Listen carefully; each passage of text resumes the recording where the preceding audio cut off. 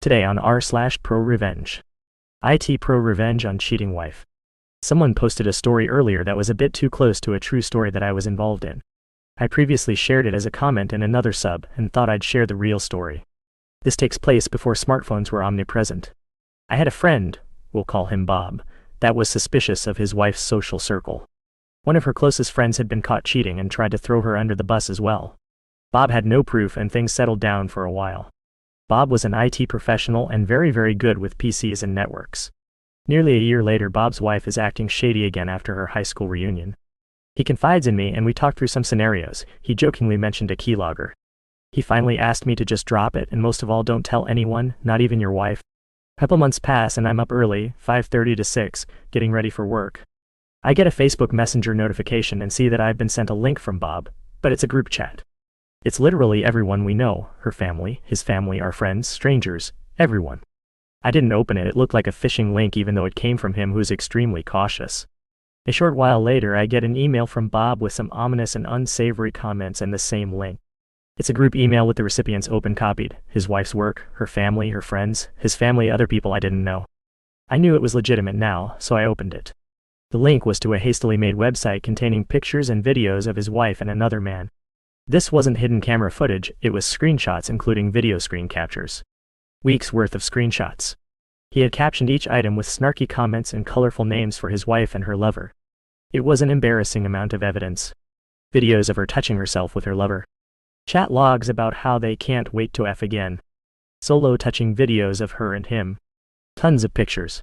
And the straw that broke the camel's back, trash talking her husband to her lover. Comments about how much bigger and better he was. Her efforts to stroke her lover's ego were especially hurtful. I dropped what I was doing and called him. He was drunk and combative, he had been up all night making the website and drowning in liquor. Not one good word to say about women in general. He was extremely emotional, but after some work I had convinced him to take the website down before it does irreparable damage to his marriage, their careers, and his children. As he's sobbing and logging in to remove the website, I hear loud yelling as she bursts into the room. A screaming match ensues and there's nothing I can do to pull him back. Apparently, her mother or sister saw the page, blew up her phone until she woke up and answered. She saw the website and went on the offensive. The phone call drops after 30 seconds of her screaming while Bob is calling her a W word, and I can't contact him again. The website was still up for the rest of the day, and he was kind enough to put a view counter on it. Hundreds of people watched her touching herself with a married former classmate. Bob had done his homework. He installed a keylogger that records the whole screen. When he was out, she would log into the PC and Facebook and play with her boyfriend. Bob had found her lover, his family, his wife's family, his job, etc. All these people were included in the Facebook and email groups. I do not know what became of her lover and his marriage, but I do know what happened to Bob's life. His wife was desperate to make amends, she tried and offered everything. In the end, it was her comments about her lover and his prowess that were her undoing. Bob tried to take her back, even after all his friends and family had seen her naked and cheating. But he couldn't get over the comments about his manhood. Bob eventually left her, gained about 100 pounds, and then finally moved as far away as possible and became a horrible human being. I have no idea what he's doing now as he went scorched earth with most friendships and his family. She's gross and has a face shaped like a bowling ball now. Line forms at the rear. Our last story for today. Landlord screwed with the wrong tenant for too long. This will be decently long as it needs some context. I'm going to throw in a lot of stuff to make it all easier to understand as well. Minor details might not be entirely accurate as I've no interest in a revival of this conflict on any level. I won completely and any resurrection can only taint the experience. We'll start off by noting that I spent about 2 decades working in security. During that time I worked many different types of security in many different locations. The one that matters for this story was time spent in the rental housing tribunal in a major city as a kind of bailiff.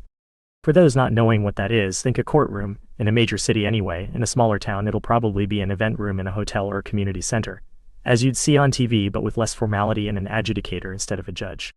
They functionally are the same thing to landlords and tenants, but they definitely aren't the same thing. This place exclusively deals with landlord and tenant disputes, and is the only place to resolve landlord and tenant disputes. Note that I wasn't a bailiff, and it wasn't a court, but these terms mostly accurately describe the situation and my place in it. For 2 years I worked at the rental housing tribunal. It was early in my time in security. I was 18 to 20-ish. Being as it was a major city, the sheer number of cases I sat through was beyond my ability to count. I saw everything there was to see. No one is capable of surprising me with a story because I've seen them all in detail, as a side duty of mine was to ensure all parties had copies of all evidence being presented. I did a lot of photocopying, and always read and inspected everything I copied to ensure nothing got cut off or made illegible. By the time I stopped working there, I probably knew the way everything worked well enough to be an adjudicator myself. Well, no, obviously not, but I'm certainly in no need of a lawyer either should I ever have need to go there. I also had intimate knowledge of how the system worked beyond the actual rules. Like, for example, adjudicators would always give a little leeway to anyone representing themselves over someone who had a lawyer.